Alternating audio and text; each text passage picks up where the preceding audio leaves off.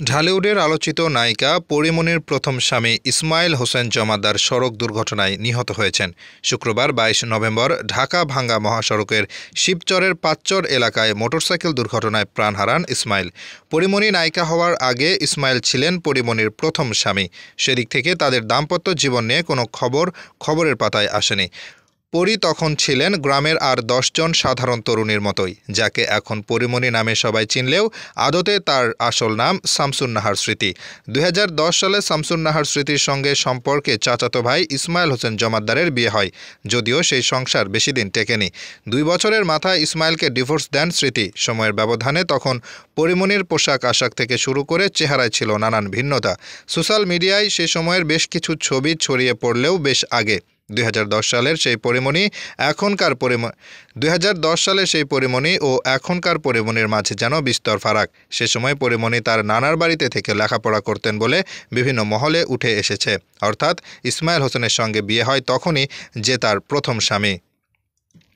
বিবাহ বিচ্ছেদের পর ইসমাইল বা তার পরিবারের কোনো যোগাযোগ নেই বলেও জানা গেছে। শুক্রবার রাতে ইসমাইলের মৃত্যুর পর তার চাচা কবির হোসেন জানান, তালাকের পরে ইসমাইল আবারও বিয়ে করেছিলেন। সেই ঘরে তার স্ত্রী ও ২টি সন্তান রয়েছে।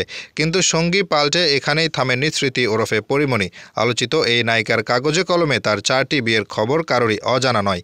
ইসমাইলকে তালাক দেওয়ার পর ২০১২ সালের ২৮ এপ্রিল ফেরদাউস কবির সৌরভ নামে ফুটবলারের সঙ্গে বিয়ে হয় পরীমনির।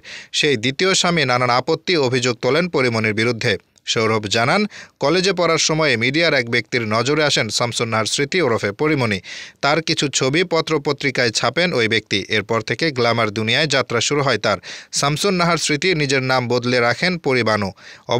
পরে অবশ্য সেই নাম বদলে রাখেন পরীমনি। আবার নায়িকা হওয়ার পর ২০২০ সালে ১৪ এপ্রিল বিনোদন সাংবাদিক তামিম হাসানের সঙ্গে বাগদান সারেন পরীমনি, কিন্তু বিয়ে পর্যন্ত গড়ায়নি। তবে ঢালিউডে কান পাতলে শোনা যায়, পরীমনি আর তামিমের গোপনে বিয়েও হয়েছিল, কিন্তু তা টেকেনি। এরপর থিয়েটার কর্মী ও চলচ্চিত্রের সহকারী পরিচালক কামরুজ্জামান রনিকে খুবই অল্প দিনের পরিচয়ে বিয়ে করেন পরীমনি। এই সংসার টেকেনি ৩ মাসও। রনির সঙ্গে ডিভোর্সের কিছুদিন পর অভিনেতা শরীফুল রাজকে বিয়ে করেন পরীমনি। রাজের সন্তানের মাও হয়েছেন, কিন্তু সেই সংসারও এখন নেই।